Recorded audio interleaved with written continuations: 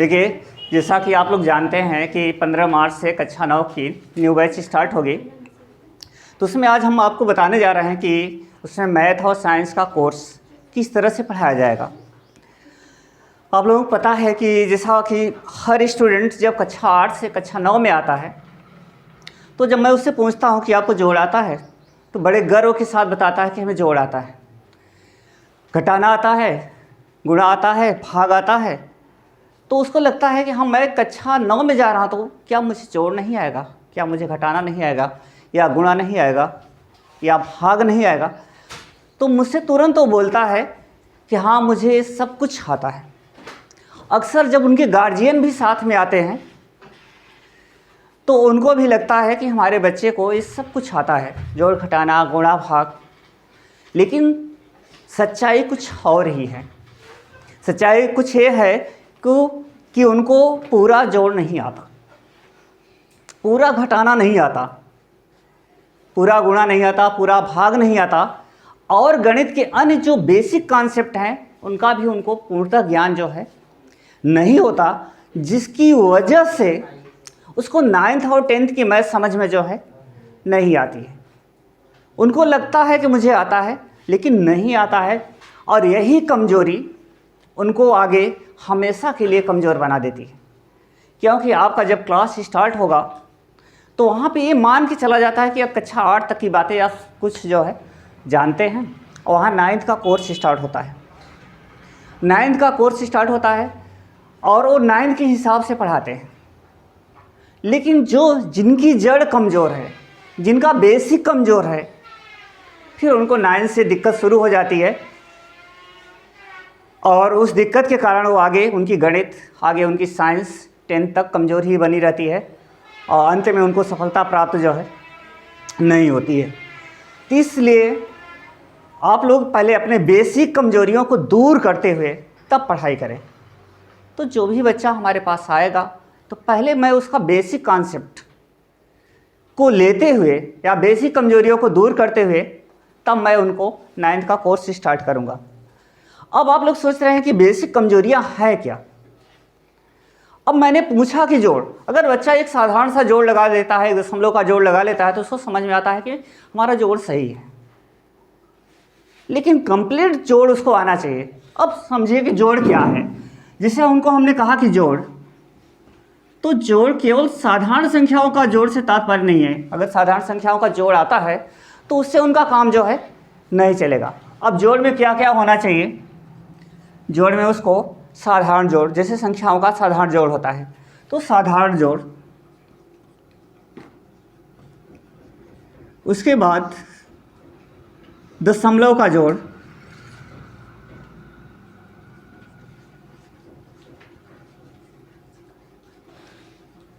उसके बाद भिन्न का जोड़,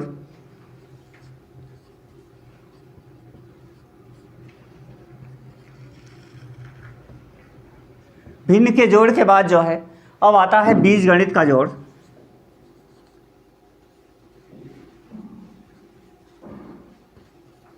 बीजगणित का जोड़, उसके बाद रेखा गणित का जोड़,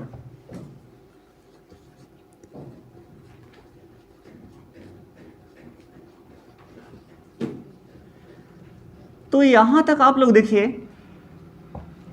रेखा गणित का जोड़। तो साधारण जोड़ तो अक्सर बच्चे कर ले जाते हैं, प्राइमरी की चीज़ है। दशमलव से कुछ बच्चे फंसना प्रारंभ कर देते हैं। मैं उनसे पूछता हूँ कि जैसे जोड़िए, तो तमाम जैसे मैंने पूछ लिया, दशमलव के जोड़ में कह दिया कि 25 प्लस 0.23 को जोड़िए।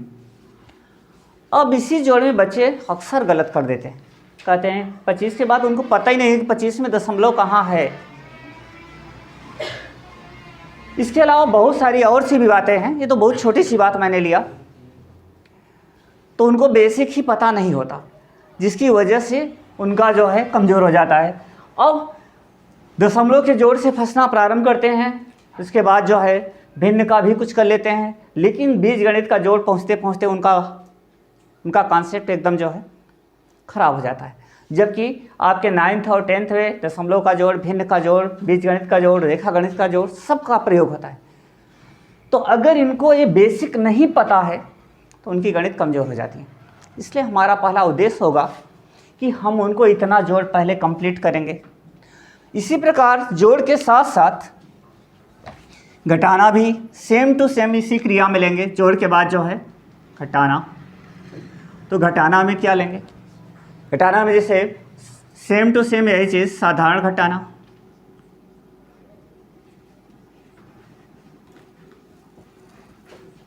उसके बाद दशमलव का घटाना,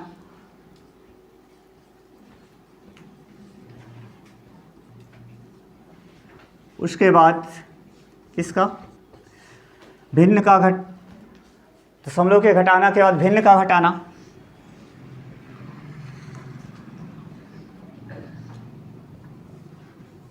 उसके बाद भिन्न के घटाना के बाद जो है बीजगणित का घटाना।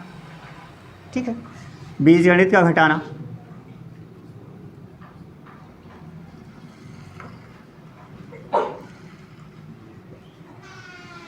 उसके बाद रेखा गणित का घटाना,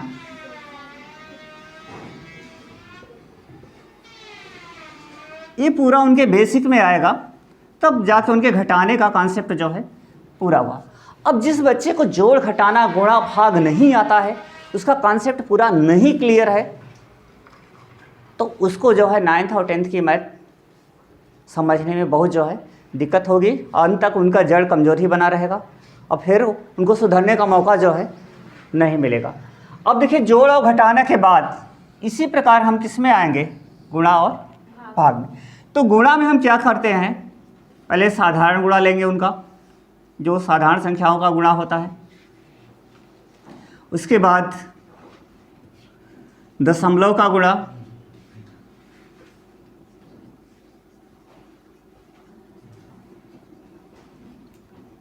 उसके बाद जो है भिन्न का गुणा,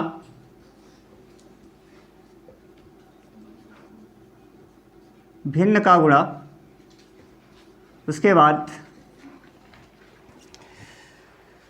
भिन्न के गुणा के साथ साथ बीजगणित का गुणा। अब देखिए यहाँ पे बीजगणित का गुणा जब हम लेते हैं तो यहाँ पे काफ़ी जो है लंबा हो जाता है, क्योंकि बीजगणित के गुणा के सिद्धांत पर बहुत सारे सूत्र ऐसे हैं जो बनते हैं। तो जब यहाँ हम बीजगणित के गुणा पे पहुँचेंगे तो बहुत सारे सूत्रों का डेरिवेशन भी कराएंगे, जिनका डेरिवेशन किस सिद्धांत से होता है? गुणा के सिद्धांत से। जैसे ए प्लस बी का होल स्क्वायर, ए प्लस बी का होल क्यूब, ए स्क्वायर माइनस बी स्क्वायर। ठीक है, बहुत सारे सूत्र किस सिद्धांत पे, किस सिद्धांत से बनते हैं? गुणा के सिद्धांत से। तो यहाँ पे हम सारे सूत्रों का डेरिवेशन, उत्पत्ति और उसके साथ साथ उसका हम प्रयोग भी जो है उनको यहाँ पर जो है सिखाएंगे। इतने सूत्र का हम डेरिवेशन और प्रयोग सिखा देंगे कि जिससे उनको 9th में कोई दिक्कत जो है ना हो। तो आपका बीजगणित का गुणा हो जाएगा। रेखा गणित का गुणा यहाँ आवश्यकता नहीं है, वेक्टर का गुणा होता है, लेकिन वो इंटर में देखा जाएगा। अब इसके बाद भाग में भी वही चीज़ होगा, सेम टू सेम। भाग, साधारण भाग। अभी हम आप लोगों को कुछ भाग, कुछ जोड़, कुछ गुणा अभी आपको हम दिखा रहे हैं, लेकिन पहले हम समझिए कि हमें पढ़ाना क्या क्या है। तो साधारण भाग, उसके बाद जो है साधारण के भाग के बाद दशमलव का भाग,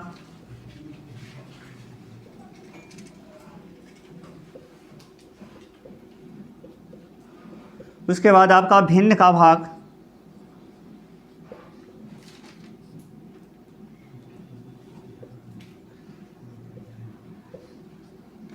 भिन्न का भाग, उसके बाद जो है आपका बीजगणित का भाग।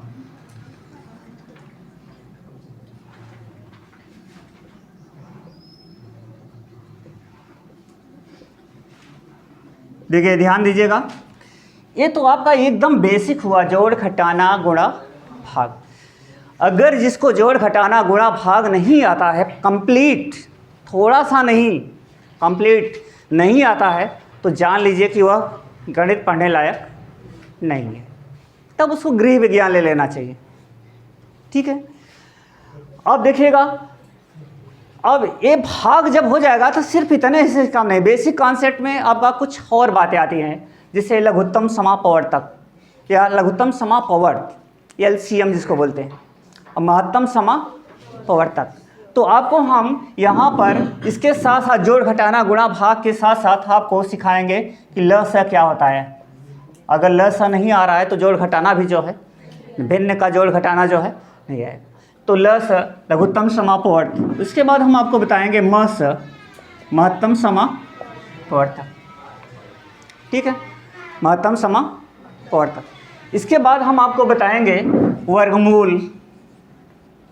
वर्गमूल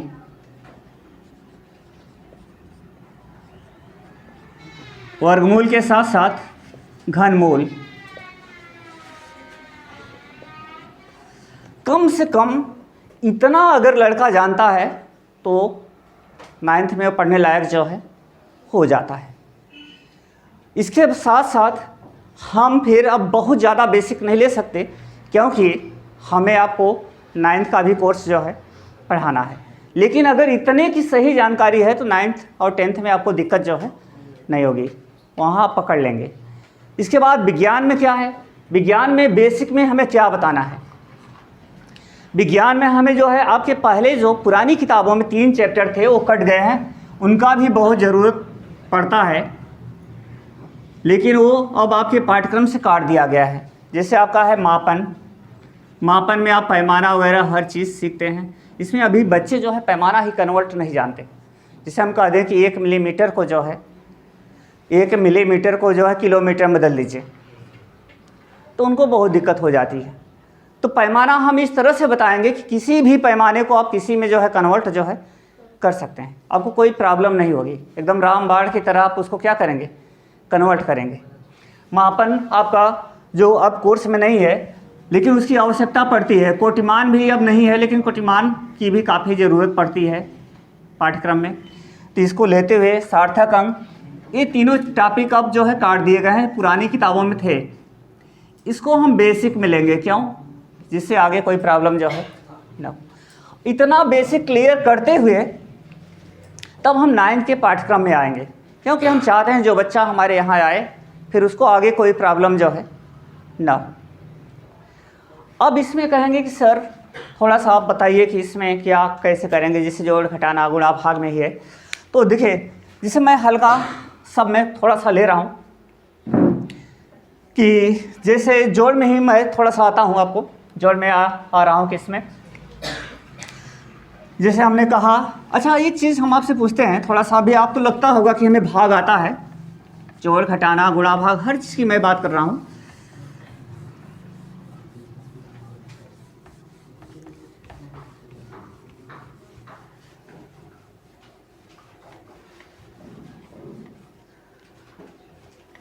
जैसे देखिए आप लोग, मैंने आपको एक जोड़ दे दिया, साधारण सा जोड़। देखिए इधर दशमलव का जोड़, जिसे लिख दिया आपके सामने 25 प्लस 1.25, ठीक है, 1.25 प्लस 0.003। मैं ऐसा नहीं कर रहा हूँ कि सारे बच्चों को नहीं आता है, लेकिन ये तो केवल है जब पूरा लूँगा, जब मैं पूरा क्रम से चलूँगा, साधारण से लेकर अंत तक चलूँगा, तो हर बच्चा कहीं ना कहीं महसूस करता है कि मुझे कहीं ना कहीं मेरे अंदर जो है कमी थी, वो कमी अब जो है दूर हो रही। कोई लड़का कह दिया कि यार दशमलव का जोड़ आ गया, तो बीजगणित में फंस गया, रेखा गणित में फंस गया। तो जब मैं वो क्रम से पढ़ने लगेगा तो उसको ज़रूर एहसास होगा कि कहीं ना कहीं कुछ ऐसी बातें थी जो मेरी जो है कमज़ोर थी, जिसकी वजह से हम कमज़ोर हो जाते। लेकिन उनकी सारी कमज़ोरियाँ दूर करने के बाद ही उनके पाठ्यक्रम पे आएंगे।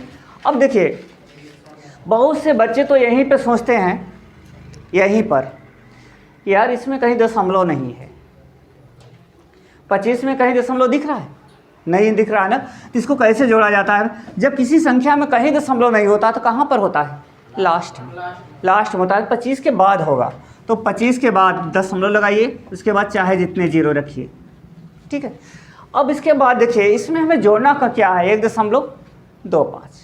क्या जोड़ना है? 1.25। तो जोड़ने का तरीका ये है, दशमलव के नीचे दशमलव लिखिए, और दशमलव के बाद 2 5 है तो 2 5 लिखिए, उसके पहले क्या है 1, तो 1 लिखिए, इसके पहले 1 है तो जो है 1 लिखिए। अब इसको अच्छा अभी इसमें और जोड़ना है 0.003 को। तो जोड़ने का तरीका पहले माइंड में यही रखिए, हमेशा दशमलव के नीचे क्या होगा, दशमलव। अब यहाँ दशमलव के पहले 1 0 है तो उसको लिख दीजिए, और दशमलव के बाद क्या है 003, उसको लिख दीजिए, ठीक है। अब इसको जोड़ लीजिए, कितना होगा 3 5 2, ठीक, 5 1 6, 26.25, इसका मान इतने के बराबर। ये बात समझ में आई? तो अब तो आप लोग इस तरह का जोड़ कर लेंगे। अच्छा ध्यान दीजिए, और जैसे मैं एग्जांपल ले रहा हूँ, मैं जैसे मैं आपके सामने छोटा छोटा लिख दूँ, जैसे अब मैंने आपके सामने लिखा -2 -3, जैसे मैंने आपके सामने लिखा 10 -3, बात नहीं होनी चाहिए। जैसे मैंने आपके सामने लिखा -4 + 6 या +4 -10 ठीक है। उसके बाद हमने ऐसे लिखा +2 + 3। अब देखिए अक्सर बच्चे कहते क्या हैं कि सर यहाँ -2 -3 है, तो कह देते हैं माइनस माइनस प्लस हो गया। ऐसा नहीं होता है, माइनस माइनस प्लस तब होता है जब माइनस में माइनस का जो है गुणा होता है।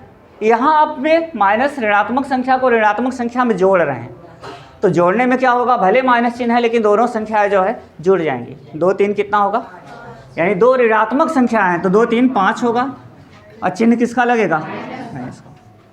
तो यानी जब 2 ऋणात्मक संख्याओं को जोड़ा जाता है तो दोनों संख्याएं आपस में जुड़ जाती हैं और चिन्ह किसका लगता है, माइनस। अब यहाँ ऋणात्मक संख्याएं थी, अब देखिए यहाँ पे दोनों कैसी संख्या है, धनात्मक। तो जब 2 धनात्मक संख्याएं जोड़ी जाती हैं तो आपस में जुड़ जाती हैं और चिन्ह किसका लगता है, धन का।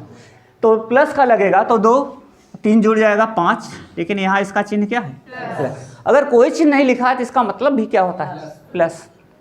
यहाँ पे देखिएगा, अब यहाँ पे देखिए, यहाँ पे तो समान चीज़ था, दोनों संख्याएं माइनस में थी तो दोनों संख्याएं जुड़ गई और चिन्ह माइनस का लगा।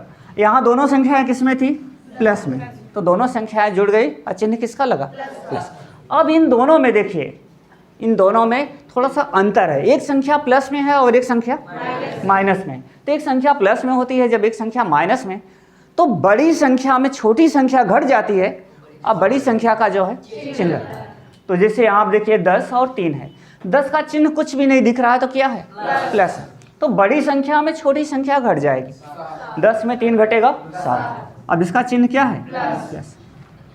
यहाँ भी देखिए एक संख्या प्लस में है, एक संख्या 4 किस में है, प्लस में, तो बड़ी में छोटी घट जाएगी। हाँ, तो 10 में 4 निकलेगा तो कितना हो जाएगा, -6, बड़ी का चिन्ह लग गया। अब यहाँ ये नहीं सोचते हैं कि किसमें किसको घटाना, बस ये देखते हैं कौन बड़ी है कौन छोटी, तो बड़े में छोटा घटा देंगे, अब चिन्ह किसका लगाएंगे, बड़े का। अच्छा अब ये तो देखिए 2 संख्याओं की बात हुई, जिससे मान लीजिए हम आपसे ऐसा पूछे, ध्यान दीजिएगा, -2 -3 -5, अब क्या होगा, इसका मान बताइए आप लोग। -2 -3 -5 ऋणात्मक है भाई, तीनों का क्या है, माइनस में है। जैसे ऋण आप लोग नहीं समझते हैं, जिससे आपने 2 रुपये कर्जा लिया था, ऋण का मतलब कर्ज से समझ लीजिए, एक समझने के लिए, ऋण मान लीजिए कर्ज है, 2 रुपये कर्ज लिया था आपने, फिर 3 रुपये और ले लिया, फिर 5 रुपये और ले लिया, कुल कितना कर्ज लिया आपने, 5 5 3 8 2 10, पूरा जुड़ गया, लेकिन आपने कर्ज लिया है तो कर्ज का चिन्ह क्या हुआ, माइनस। यानी जब कई ऋणात्मक संख्याएं रहेंगी सब आपस में जो है जुड़ जाएंगी और चिन्ह किसका लगेगा, समझ में आ रहा है।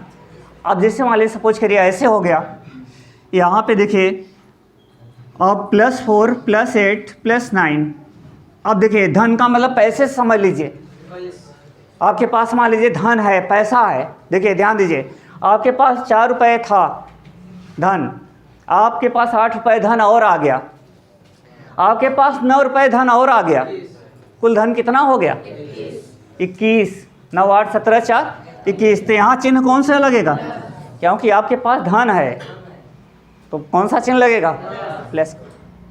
तो जब कई धनात्मक संख्याएं होती हैं उनको जोड़ते हैं तो वो आपस में जुड़ जाती हैं और चिन्ह किसका लगेगा, प्लस का। और ऐसे किसी कई ऋणात्मक संख्याएं हैं तो भी आपस में जुड़ जाएंगी, या चिन्ह किसका लगेगा? माइनस का लगेगा। ये बात पकड़ में आ रही है? अच्छा, थोड़ा सा ये दशमलव का अभी बीजगणित में तो बाद में आएंगे, जब क्रम से हम पढ़ाने लगेंगे तब आएंगे, ठीक है।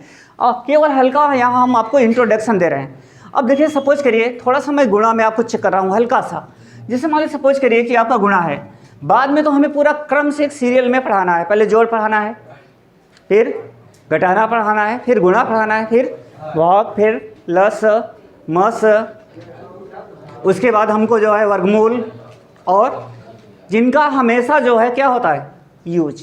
इसलिए इतनी बातें आपको हमेशा जो है मालूम होनी चाहिए।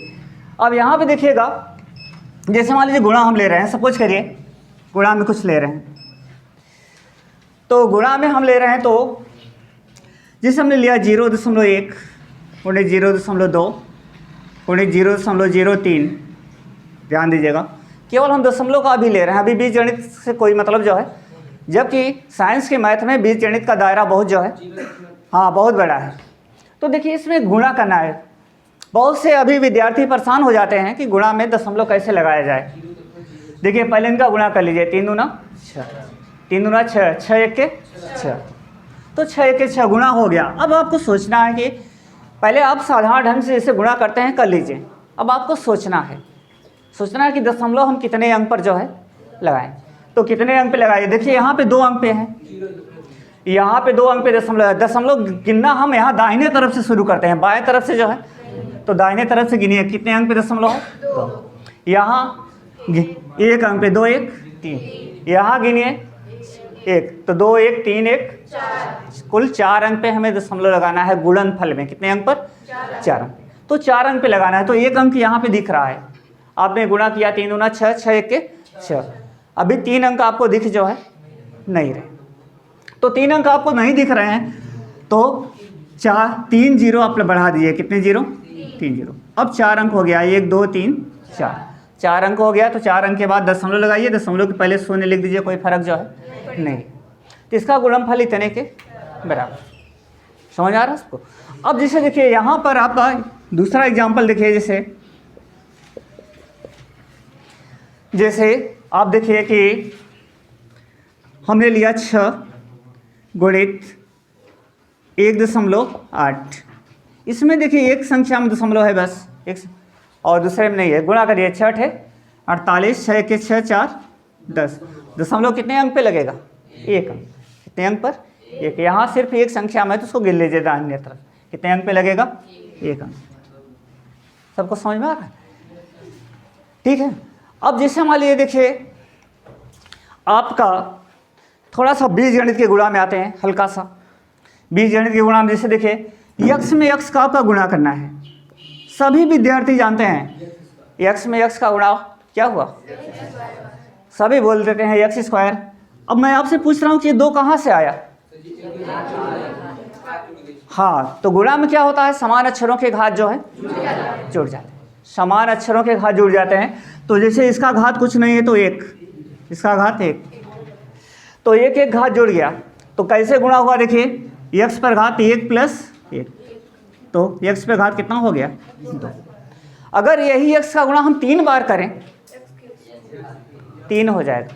अब जैसे मान लीजिए सपोज करिए इस तरह से हमने गुणा किया, x पर घात 2 गुणित x पर घात 3, क्या होगा? x पर घात 5। समझ आ रहा है? 2 घात और 3 घात, 5 घात हुआ। अभी हमें एकदम क्रम से चलना है, केवल मैं आपको थोड़ा सा ऐसे इंट्रोडक्शन दे रहा हूँ। तो x पे घात 5 है। तो अब आप लोग देखिए यहाँ पर, अब जिसमें मैं आपको ऐसे दूँ xy गुणित x, अब क्या होगा? अब जो यहाँ पे x का घात है वो जुड़ेगा, लेकिन y का घात जो है यानी असमान अक्षरों के घात जो है, तो क्या हो जाएगा? x square. x में x का गुणा क्या हुआ? x square. और y जैसा है वैसे ही रहेगा। तो ये बात आप लोग पकड़ रहे हैं? अब जैसे आपको हम दें, अभी तक थोड़ा सा भाग में मैं आपको ले रहा हूँ। जैसे हमने आपसे कहा कि 3 में 13 से भाग दीजिए, और दशमलव के 2 अंक तक बाहर ले जाइए और शेष बताइए। तो ध्यान दीजिएगा, इसको मिटाएं।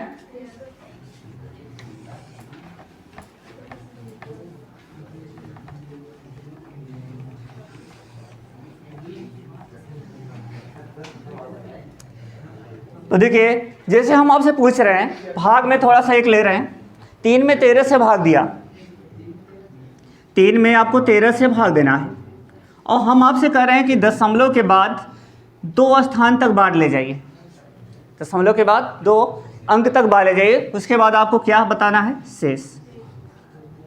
तो जब मैं पूछता हूँ तो अक्सर बच्चे क्या बोलते हैं शेष के बारे में। अब देखिए कैसे होता है, आप लोग ध्यान दीजिएगा। जैसे 3 में 13 से अब आप भाग देंगे, तो सर्वप्रथम भाग देना जब शुरू करेंगे तो ये संख्या छोटी है तो बाहर नहीं जाएगा, तो पहले कौन सा बार ले जाएंगे, 0 बार ले जाएंगे। तो 0 बार ले गए तो 0 में 13 का गुणा किया तो 0, और 3 में 0 घटाया, 3 में 0 घटाया तो क्या हो गया, 3, 3 में 0 घटाया तो क्या हुआ, 3। अब दशमलव बार ले जाइए, दशमलव तब लगाते हैं जब सभी संख्याओं में भाग दे लेते हैं, तब यहाँ ये कई संख्या था हमने भाग दे, और दशमलव यहाँ लगाने के बाद 1 0 बढ़ा दिया जाता है, ठीक। 13 दूना 26, 13 दूना 26, 4 30, हमें दशमलव के बाद कितने अंक तक भाग देना है, 2 अंक, तो 26 4 30 हुआ ना। तो अब 33 39। अब जब मैं पूछता हूँ तो सारे बच्चे मुझसे ये बोल देते हैं कि शेष कितना हुआ, तो सारे बच्चे मुझसे बोलते हैं कि सर शेष जो है 1 बार, दशमलव के बाद हम 2 अंक तक बाहर ले गए। मैं अक्सर पूछता हूँ तो बच्चे मुझसे यही बताते हैं कि सर शेष 1 बचा। अब सोचिए ज़रा, क्या शेष 1 सही है, बताना क्या सही है। भाग में आप उत्तर की जांच कैसे करते हैं, देखिए पकड़िए, सभी बच्चे कह देते हैं 1 सही है, लेकिन मैं कह रहा हूँ 1 सही नहीं बल्कि 1 जो है गलत है। तो देखिए, 1 गलत मैं साबित कर रहा हूँ, आप लोग अपने से नहीं मानेंगे, आप मानने वाले नहीं हैं कि गलत है, आप कहेंगे नहीं सही है। देखिए, जिसे आप 7 में भाग देते हैं, देखिए ध्यान दीजिए, 7 में आपने किससे भाग दिया, 2 से, किससे भाग दिया, तो 2 तिहाई 6, तो 2 तिहाई 6, तो शेष कितना बचा, 1। अब उत्तर की जांच कैसे की जाती है कि सही है या गलत है। तो देखिए, यहाँ 2 में 3 का गुणा करिए, 2 तिहाई, और शेष को जोड़ दीजिए, 6 1, तो यहाँ इसके बराबर आ जाता है, 7 के बराबर आ गया, तो आपका उत्तर जो है सही। तो यहाँ पे शेष 1 है, बिल्कुल सही बात है कि यहाँ शेष कितना है, 1 है, क्योंकि उत्तर भी आपका सही आ रहा है। इसका गुणा करिए, 2 गुणित 3 और प्लस शेष को जोड़िए, तो 2 तिहाई 6 1 7। आपने शेष को जोड़ दिया तो ये आपका 7 हुआ, तो 7 आया, इसलिए आपका उत्तर सही है। लेकिन क्या यहाँ सही हो रहा है, देखिए 13 में इसका गुणा करिए और शेष को जो है जोड़ दीजिए, तो क्या उसका मान 3 के बराबर आ रहा है। अगर 3 के बराबर आ रहा है तो आपका उत्तर सही है, नहीं आ रहा है तो गलत है। तो देखिए, 13 में हम इसका गुणा कर रहे हैं, 13 गुणित 0.23, तो गुणा करेंगे 13 39, तो 13 39 और 13 दूना 26, 26 3 29, 29, कई अंक पे दशमलव लगेगा, 2, तो 2.99 हुआ ना। अब इसमें शेष 1 को जोड़ना है, तो देखिए शेष 1 को जोड़ रहे हैं, 2.99 प्लस 1 प्लस 1, इसको जब जोड़ेंगे तो देखिए ऐसे जोड़ा जाता है, 2.99 लिखा, एक पूर्ण संख्या है, तो इसमें दशमलव कहाँ है, 1 के बाद, तो ये क्या हो जाएगा 1.0, ठीक। अब 9 9 2 1 3, 3.99 आ रहा है, इसका मतलब कितना आना चाहिए, 3। इसका मतलब आप जो शेष बता रहे हैं वो सही नहीं। अब कहेंगे कि सही नहीं है तो सही है क्या, सही नहीं है तो सही क्या। अब देखिए, बहुत ध्यानपूर्वक समझिए सभी लोग इस बात को। यहाँ देखिए, दशमलव में आप बार नहीं ले गए थे, इसमें कहीं दशमलव में बार गया था, तो दशमलव में बार नहीं गया था, तो यहाँ जो शेष दिखा वही शेष है, वही क्या है, लेकिन जब बार आपका दशमलव में चला गया तो शेष में भी दशमलव लग जाता है, शेष में भी क्या होता है। अब आप कहेंगे कि शेष में सर दशमलव कहाँ लगेगा, कितने अंक पे लगेगा। अब यहाँ आप देखिए बार में कितने अंक पे दशमलव है, तो शेष में भी क्या होगा, 2 अंक पे दशमलव लग जाएगा। तो इसका मतलब शेष यहाँ पे 1 नहीं है, शेष में 2 अंक पे दशमलव लगेगा। 1 है, 2 अंक पे दशमलव लगाना है, तो एक संख्या है लेकिन एक संख्या जो है नहीं है, तो यहाँ दशमलव लग जाए। तो यानी आपका शेष 1 नहीं है, 0.0। शेष 1 तब होता जब आप दशमलव में बार जो है नहीं ले जाते। अब यहाँ दशमलव में बार गया था, तो दशमलव के बाद कितने अंक तक बार गया है, 2 अंक, तो शेष में भी कितने अंक पे दशमलव लगेगा, 2 अंक पर। अगर हम आपसे ये कहते कि बार हम दशमलव के बाद जो है 3 अंक तक ले जाते हैं, तब शेष में भी कितने अंक पे दशमलव लगता, 3 अंक पर। अगर हम दशमलव के बाद बार जो है 4 अंक तक ले जाते हैं, तो शेष में भी कितने अंक पे दशमलव लगता, 4 अंक लगता। कितने अंक पे लगता, 4 अंक पे। अब देखिए कहते हैं, अब देखिए कि हम शेष में 2 अंक पे दशमलव लगा दिए, तो अब क्या उत्तर हमारा सही आ रहा है, ध्यान दीजिए सभी लोग इधर। अब देखिए 13 में 0.23 का गुणा किया तो क्या आया, 2.99। अब इसमें शेष हमको जोड़ना है, शेष जोड़ने पर इसका मान कितने के बराबर होना चाहिए, 3 के बराबर हो जाए, तो इसका मतलब आपका उत्तर जो है सही है। तो शेष जोड़ेंगे, शेष कितना है, 0.01, 0.01। अब इसको जोड़ेंगे, तो अब देखिए जोड़ लीजिए, देखिए 2.99 और 0.01, ठीक। अब जोड़िए, 9 1 10, 1 हासिल, 2 1, अच्छा 9 1 10 कहीं 0 और 1 हासिल लगा, और 9 1 10 और 2 1 3.00। 3.00 का मतलब क्या है, 3। तो अब आपका उत्तर जो है सही। तो आपको ये पता चला, आपको पता चला कि भाग में शेष में भी दशमलव जो है लगता है।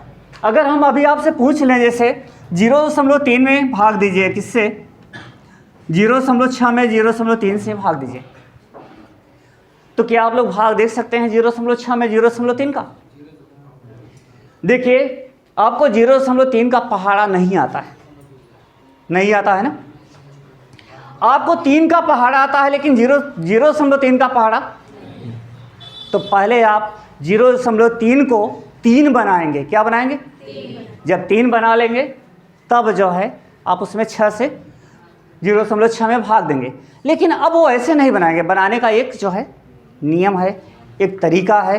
अब इसको हम इस बात को वहीं पर बताएंगे जब आपका क्लास स्टार्ट होगा तब। तो आप लोग जो है 15 मार्च से क्लास आइए, और जो है रेगुलर पहले आप बेसिक पूरा पढ़िए, बेसिक के बाद हम आपको पाठ्यक्रम पे लाएंगे।